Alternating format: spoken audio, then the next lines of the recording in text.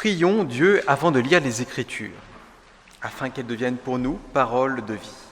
Père, toi qui as parlé face à face avec Moïse, toi qui fis crier et pleurer les prophètes, toi qui as fait jaillir les psaumes de ton peuple et murmurer la sagesse des proverbes, Dieu vivant qui a mis le Magnificat dans la bouche de Marie et la confession du Christ dans celle de Pierre, toi qui as prononcé ta parole comme une parole humaine dans la vie de ton Fils, par ton Saint-Esprit, rends ces paroles vivantes en cette heure, qu'elles deviennent pour nous ta parole. Amen. Bonjour à tous. Donc nous lirons dans l'Ancien Testament, dans le livre de la Genèse, au chapitre 28, nous lirons les versets 10 à 16.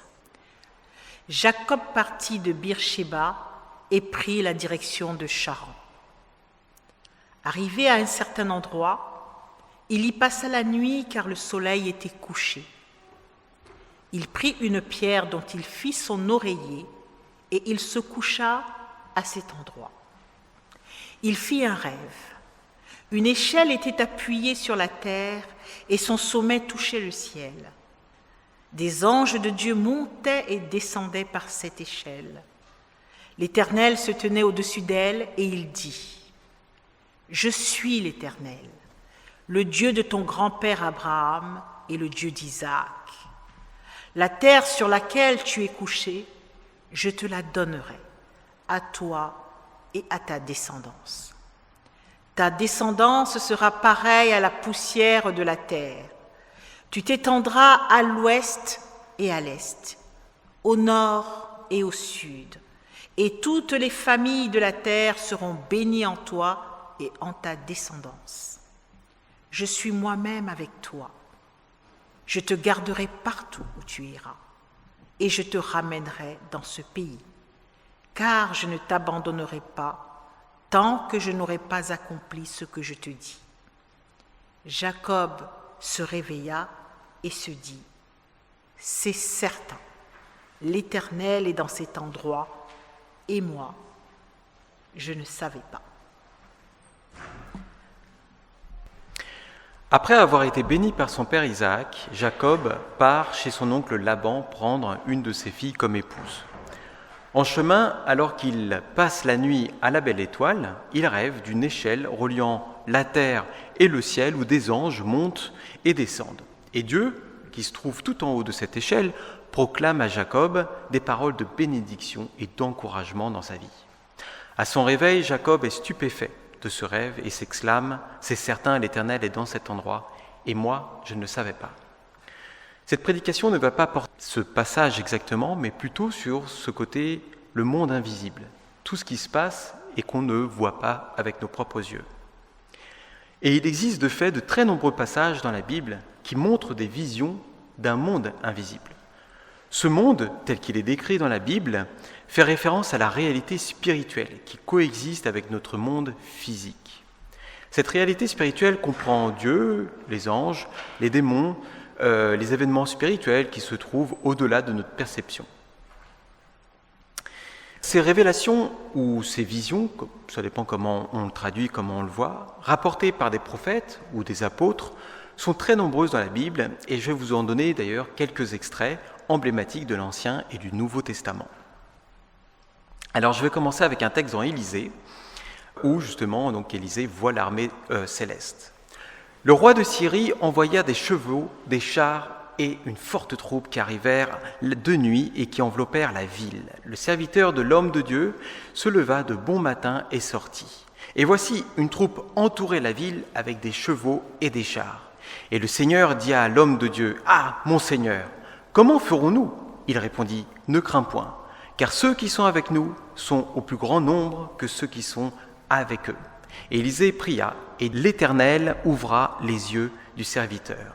Et alors le serviteur vit la montagne pleine de chevaux et de chars de feu autour d'Élisée. Donc ce passage se déroule dans un contexte de conflit entre le royaume d'Israël et le royaume de Syrie. Et le roi syrien, donc Ben-Hadad, cherche à capturer Élisée parce que justement il a compris les complots que menait le roi de Syrie contre Israël. Alors du coup, il cherche à essayer de capturer Élisée pour éviter qu'il dévoile les complots. Et alors du coup, ce dernier envoie alors une grande armée pour capturer Élisée, et en voyant cette armée, le serviteur d'Élisée prend peur. Mais le prophète le rassure et prie pour que Dieu lui montre l'armée céleste venue les protéger, bien plus nombreuse que celle de l'ennemi. Deuxième passage, maintenant, c'est Ézéchiel, le prophète Ézéchiel dans l'Ancien Testament, où il voit un ossement, un tas d'os prendre vie. La main de l'Éternel fut sur moi, et l'Éternel me transporta en esprit et me déposa dans le milieu d'une vallée remplie d'ossements. Il me fit passer auprès d'eux, tout autour. Et voici, ils étaient fort nombreux, à la surface de la terre, et ils étaient complètement secs. Il me dit, « Prophétise sur ces eaux, et dis-leur, ainsi parle le Seigneur, l'Éternel à ces eaux. Voici, je vais faire entrer en vous un esprit, et vous vivrez. Je vous donnerai des nerfs, et je ferai croître sur vous de la chair. Je vous couvrirai de peau, je mettrai en vous un esprit, et vous vivrez. Et vous saurez que moi, l'Éternel, que je suis l'Éternel. Je prophétisais donc selon l'ordre que j'avais reçu. Et comme je prophétisais, il y eut un grand bruit, et voici. Il se fit un mouvement, et les os s'approchèrent les uns des autres. Il leur vint des nerfs, la chair crue, et la peau les couvrit par-dessus. Mais il n'y avait point en eux d'esprit. Il me dit, prophétise et parle à l'esprit. Ainsi parle le Seigneur l'Éternel, esprit, viens des 4 vents, souffle sur ces morts, et qu'ils revivent. Je prophétisais selon l'ordre qu'il m'avait donné, et l'esprit entra en eux, et ils reprirent vie, et ils se tinrent sur leurs pieds. C'était une armée nombreuse, très nombreuse. Il me dit, fils de l'homme, ces eaux, c'est toute la maison d'Israël. Voici, ils disent, nos eaux sont desséchées, notre espérance est détruite, nous sommes perdus. Prophétise donc et dis-leur, ainsi parle le Seigneur l'Éternel, voici j'ouvrirai vos sépulcres et je vous ferai sortir de vos sépulcres, ô mon peuple, et je vous ramènerai dans le pays d'Israël, et je vous saurai que je suis l'Éternel. Je mettrai mon esprit en vous, et vous vivrez. Je vous rétablirai dans votre pays, et vous saurez que moi, l'Éternel, j'ai agi. Donc Ézéchiel est un prophète de l'Ancien Testament et son ministère s'est déroulé juste après la déportation du peuple d'Israël à Babylone, à la suite de la destruction de Jérusalem vers 586 avant Jésus-Christ. Dans l'extrait que nous venons de voir, Ézéchiel voit une vallée d'ossements qui reprennent vie, représentant finalement la spiritualité morte des Israélites, ravivée par le souffle de Dieu. Israël aura d'autres visions dans son ministère. La vision du trône de Dieu au chapitre 1, où justement il voit donc carrément tout l'ensemble du trône et Dieu ensemble avec des créatures absolument fantastiques, avec des petits trous. Donc on voit Dieu sur son trône avec des petits trous comme ça roulés. Et il se déplace d'un lieu à un lieu pour montrer justement que Dieu fuit les endroits où justement il y a de l'idolâtrie de la part des Israélites. Dans les chapitres 2 et 3, il y a plutôt une vision contenant des paroles de lamentation, de malédiction. Et même Ézéchiel, pour montrer justement l'abomination des actes du peuple d'Israël envers Dieu, il va jusqu'à utiliser des excréments pour montrer justement la colère que Dieu a envers son peuple. Et enfin, il y a une vision détaillée à la fin du livre, détaillée du temple futur et d'un nouvel Éden. La troisième vision que je veux partager, c'est la vision de Dieu par Daniel. Je regardais pendant que l'on plaçait des trônes, et l'ancien des jours s'assit. Son vêtement était blanc comme la neige, et les cheveux de sa tête étaient comme de la laine pure. Son trône était comme des flammes de feu, et les roues comme un feu ardent. Un fleuve de feu coulait et sortait de devant lui. 1000 milliers le servaient, et 10 000 millions se tenaient en sa présence. Les juges s'assirent, et le livre fut ouvert. Donc le prophète Daniel suit le prophète Ézéchiel dans la Bible, et donc il a vécu aussi ce moment d'exil à Babylone du peuple d'Israël, et il a vécu d'ailleurs sous plusieurs Nebuchadnezzar, Darius le Mède, Cyrus le Perse, et d'ailleurs même il se fera reconnaître, et il sera reconnu comme un mec super intelligent, et il sera même premier ministre des rois. Et le livre de Daniel est divisé en 2 parties. Du chapitre 1 à 6, il y a les aventures de Daniel et ses amis, et les chapitres de 7 à 12, c'est toutes les visions qu'il aura. Et il aura tout un tas de visions concernant justement les puissances politiques et les périodes de persécution. Et puis après, le jugement de Dieu, la souveraineté même du Christ, il voit même le Christ arriver dans la nuée rejoindre Dieu, la résurrection des morts et la restauration d'Israël. Et ce qui est très intéressant dans l'Ancien Testament, c'est qu'en fait, il y a beaucoup de visions qui se regroupent, des images qui coïncident, comme par exemple le trône de Dieu ou la venue donc messianique. Et il y a toujours donc le côté négatif, finalement la punition de Dieu, et le côté après positif, la résurrection d'Israël. Maintenant, on passe dans le Nouveau Testament. Donc là, c'est l'apparition de l'ange à Marie. Donc celui-là, il est bien connu. Au 6e mois, l'ange Gabriel fut envoyé par Dieu dans une ville de Galilée, appelée Nazareth, auprès d'une vierge fiancée à un homme de la maison de David nommé Joseph. Le nom de la vierge était Marie. L'ange entra chez elle et dit « Je te salue, toi, à qui une grâce a été faite. Le Seigneur est avec toi ?» Alors troublée par cette parole, Marie se demandait ce que pouvait signifier une telle situation, une telle salutation. L'ange lui dit « Ne crains point, Marie, car tu as trouvé grâce devant Dieu, et voici, tu deviendras enceinte. Et tu enfanteras un fils, et tu lui donneras le nom de Jésus. Il sera grand et sera appelé Fils du Très-Haut, et le Seigneur Dieu lui donnera le trône de David, son père. Il régnera sur la maison de Jacob éternellement, et son règne n'aura point de fin. » Donc là, ce passage, il est emblématique, on le connaît, il n'y a plus besoin de le présenter. Et en gros, donc, cette apparition est cruciale dans la vie de Marie, justement, pour qu'elle comprenne son destin, la volonté de Dieu à son égard, d'autant que c'était un moment quand même compliqué, puisqu'elle n'avait toujours pas été mariée avec Joseph et elle devient enceinte, donc c'est sûr que ça pouvait être compliqué. Un autre passage, et c'est le dernier, c'est la conversion de Paul. Celui-là aussi, il est très connu. Comme il était en chemin et qu'il approchait de Damas, tout d'un coup, une lumière venant du ciel resplendit autour de lui. Il tomba par terre et il entendit une voix qui lui disait « Saul, Saul, pourquoi me persécutes-tu » Il répondit « Mais qui es-tu, Seigneur » Et le Seigneur dit « Je suis Jésus que tu persécutes. Il te serait dur de regagner contre les aiguillons. » Tremblant et saisi d'effroi, il dit « Mais Seigneur, que veux-tu que je fasse » Et le Seigneur lui dit « Lève-toi, entre dans la ville et on te dira ce que tu dois faire. » Les hommes qui l'accompagnaient demeurèrent stupéfaits. Ils l'entendaient bien la voix, mais ils ne voyaient personne. Donc cette vision marque la célèbre conversion de Paul sur le chemin de Damas et son appel en tant qu'apôtre, après que Jésus lui ait parlé directement. Pour obtenir justement, parce qu'en fait, en gros, c'était un passage où justement Paul allait demander l'autorisation au souverain sacrificateur pour persécuter justement tous les disciples du Christ. Et à la suite de cette conversion, il y a un schisme dans son acte et finalement il deviendra ensuite serviteur du Christ. Paul aussi aura d'autres visions dans son ministère, notamment en Actes et après aussi en Corinthiens, il va dire qu'il a vu des choses, il ne sait pas trop si c'était en esprit, si c'était une sorte de... Enfin, il ne sait pas trop et d'ailleurs il ne la décrit pas, mais voilà, il y a toujours ce côté un peu mystérieux. Et dans Actes, d'ailleurs, il y a aussi beaucoup d'autres personnages qui subissent aussi, enfin qui vivent aussi une vision. Il y a Pierre, notamment, lorsque Dieu lui dit « non, ne juge pas impur ce que moi j'ai dit pur ». Et à Étienne, lorsqu'il va être lapidé, il voit justement Jésus à la droite de Dieu. Et là, il se dit « c'est bon, je peux mourir d'une certaine manière ». Et puis après, bien sûr, il y a tout le livre de Jean, l'Apocalypse, où là, c'est carrément une sorte de condensé de visions symboliques qui décrivent la fin des temps, le retour du Christ et le jugement final.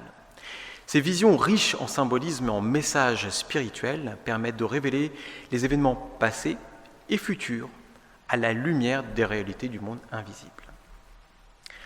Alors, concrètement maintenant pour nous, disons-le honnêtement, ces visions nous dépassent la plupart du temps et nous semblent complètement délirantes, car cela paraît une autre réalité que peu de gens d'ailleurs autour de nous peuvent témoigner. Je ne sais pas si vous avez vécu des visions ou si vous connaissez des gens autour de vous qui en ont connu, mais c'est quand même des trucs extrêmes et donc du coup ça nous dépasse. Alors du coup 3 questions se posent. La première c'est à quoi servent ces visions ? Donc ces visions sont des moments clés où Dieu communique des vérités profondes et des instructions à ses serviteurs. Elles sont essentiellement symboliques et ont un but varié. Donc on peut déjà nommer la révélation prophétique. Autrement dit, Dieu utilise les visions pour transmettre des messages à son peuple, notamment sur des événements futurs, comme par exemple l'extrait que je vous ai lu d'Ézéchiel, où justement donc on voit le retour à la spiritualité du peuple d'Israël à travers la métaphore donc des ossements secs qui reprennent vie. Le deuxième but, c'est l'encouragement et le réconfort. Donc Dieu nous donne des visions pour fortifier et réconforter son peuple lors de moments de détresse et de confusion, comme par exemple la vision de l'armée céleste lorsque justement le roi de Syrie veut capturer Élysée, et donc là tout d'un coup on voit l'armée céleste et donc on se dit bon bah ça va, ceux qui sont avec nous sont plus nombreux que ceux contre nous. Le troisième but serait la direction et le chemin à suivre. Donc les visions peuvent également offrir une orientation, que ce soit pour un peuple ou une personne en particulier, comme par exemple pour Paul, lorsqu'il est passé du statut de persécuteur des disciples de Christ à celui de l'un de ses serviteurs les plus grands. Ensuite, il y a aussi l'avertissement. Donc certaines visions servent d'avertissement, c'est-à-dire en incitant à la repentance ou au changement de comportement, comme celle d'Ézéchiel, par exemple, lorsqu'il annonce justement la destruction de Jérusalem. Et enfin, une manifestation de la gloire divine, donc bien sûr, comme le passage que je vous ai lu, lorsque Daniel voit le trône. Ézéchiel aussi verra le trône, et il y en a plein d'autres qui voient le trône, Jean aussi voit le trône, et finalement c'est ce trône, cette gloire divine, avec beaucoup de gens autour, et des créatures toujours très fantastiques autour. La deuxième question qu'on pourrait se poser, c'est pourquoi tout le monde en a pas ? Alors je ne sais pas si vous aimeriez en avoir, mais pourquoi on n'en a pas ou pas si facilement ? Dieu est souverain. Il choisit de révéler la nature spirituelle des choses à des moments spécifiques pour des raisons qui lui sont propres et à certaines personnes. En effet, le monde invisible est spirituel et non physique. Nos sens humains sont limités à la perception du monde matériel. Comme Jésus l'a dit d'ailleurs à Nicodème, ce qui est né de la chair est chair et ce qui est né de l'esprit est esprit. Ensuite, Dieu choisit des moments précis, comme lorsque Marie, par exemple, rencontre l'ange Gabriel pour accomplir ses desseins, qui nous dépassent totalement. Mes pensées ne sont pas vos pensées, et vos voix ne sont pas mes voix, dit l'Éternel. Autant les cieux sont élevés au-dessus de la terre, autant mes voix sont élevées au-dessus de vos voix, et mes pensées au-dessus de vos pensées. Donc si on ne les comprend pas et si ça nous dépasse totalement, c'est parce que Dieu a une vision, une perspective d'en haut, il voit beaucoup mieux que nous pouvons voir autour de nous. Et enfin, avoir des visions peut être une expérience bouleversante et effrayante. Daniel, par exemple, était saisi de terreur après chacune de ses visions. Il dira même « l'angoisse me saisit, moi, Daniel, jusqu'au plus profond de mon être, tant ces visions étaient terrifiantes. » Et un autre passage aussi que je ne vous ai pas montré pour pas que la prédication soit trop longue, mais c'est lorsque aussi les disciples Paul, Jacques et Jean voient Jésus être transfiguré dans la montagne.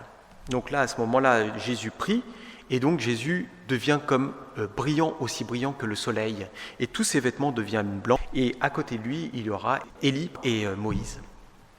Et là, à ce moment-là, quand les disciples entendirent cette voix, parce qu'aussi il y aura même Dieu qui parlera aux disciples, ils eurent tellement peur qu'ils se jetèrent le visage contre terre, et Jésus a dû venir les prendre en disant « N'ayez pas peur, je suis avec vous ». Ainsi, Dieu protège les humains de cette réalité surprenante. Troisième question, et peut-on nous aussi en expérimenter ? Je ne sais pas si vous seriez fan de ça. D'après la Bible, il est possible pour les croyants d'expérimenter des visions. Dans le livre de Joël, par exemple, il est écrit « Et il arrivera, après cela, que je répandrai mon esprit sur toute chair. Vos fils et vos filles prophétiseront, vos vieillards auront des songes, et vos jeunes gens des visions. » Cependant, la capacité à recevoir des visions dépend de notre relation avec Dieu. Il est donc essentiel de développer notre sensibilité à la voix de l'Esprit de Dieu par la prière, donc qui est un dialogue avec Dieu, par la louange. D'ailleurs, Dieu dit, même dans les psaumes, Dieu siège au milieu des louanges de son peuple. Et par la lecture de la Bible ou les prédications qui permettent justement de mieux comprendre la volonté de Dieu et comprendre qui il est. Et enfin, la Bible aussi parle, c'est Paul qui dit ça en Corinthiens, qu'il y a une diversité de dons spirituels distribués par le Saint-Esprit, dont celui de prophétie.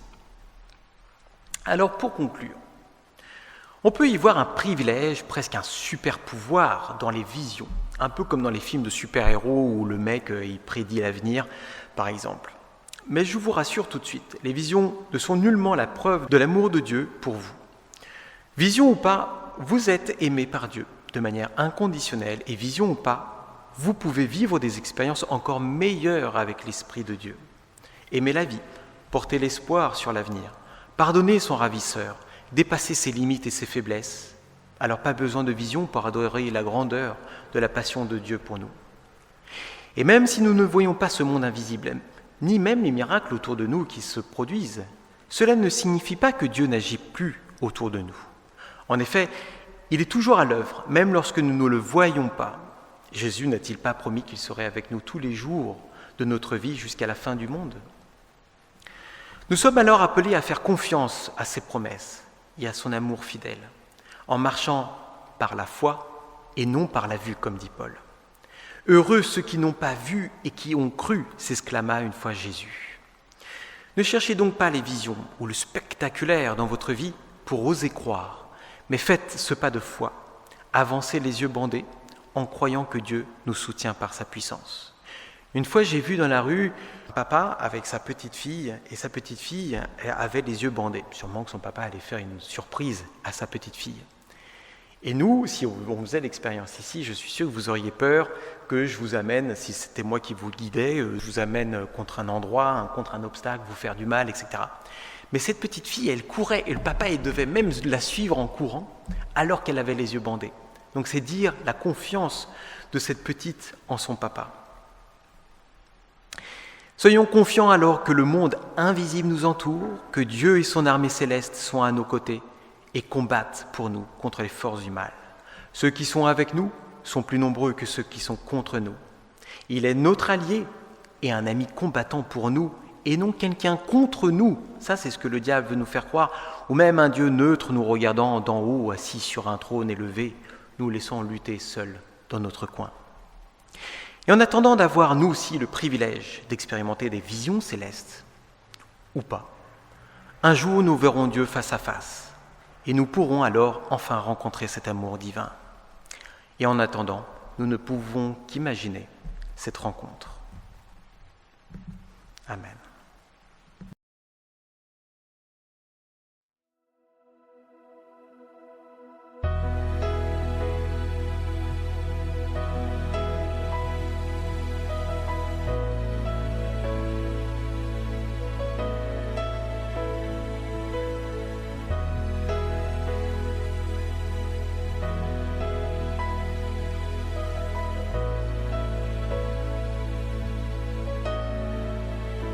Je ne peux qu'imaginer ce que je vivrai quand je marcherai à tes côtés. Je ne peux qu'imaginer ce que je verrai quand devant ta face je me tiendrai. Je ne peux qu'imaginer.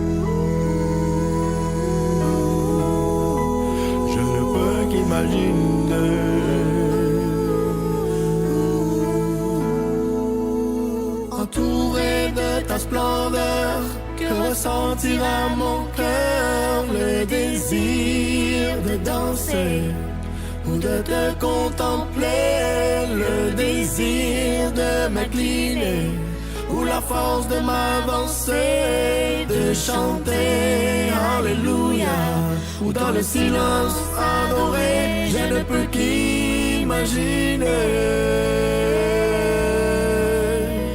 Je ne peux qu'imaginer. Je ne peux qu'imaginer quand viendra ce jour où je me tiendrai revêtu du Christ.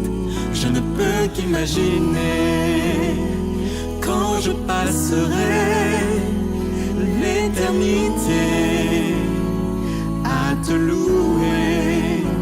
Je ne peux qu'imaginer. Je ne peux qu'imaginer.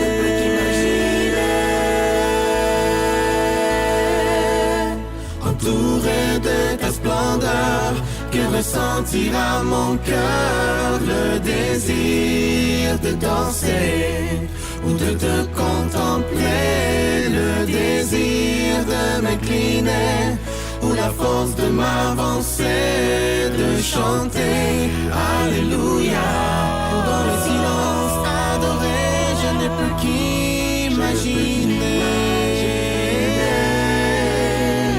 Je ne peux qu'imaginer.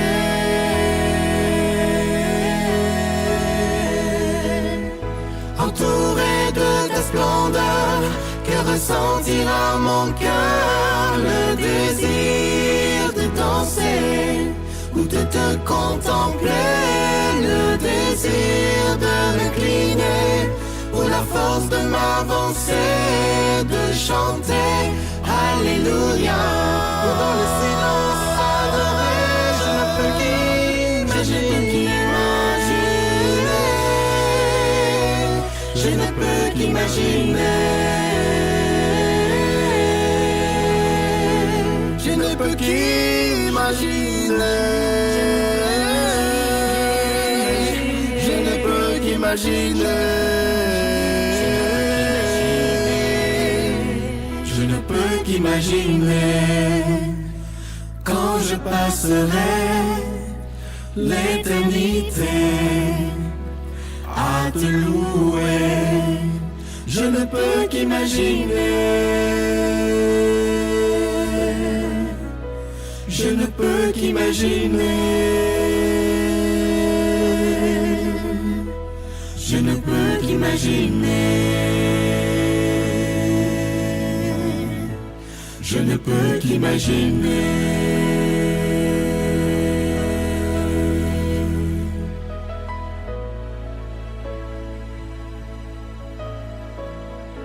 Je ne peux qu'imaginer.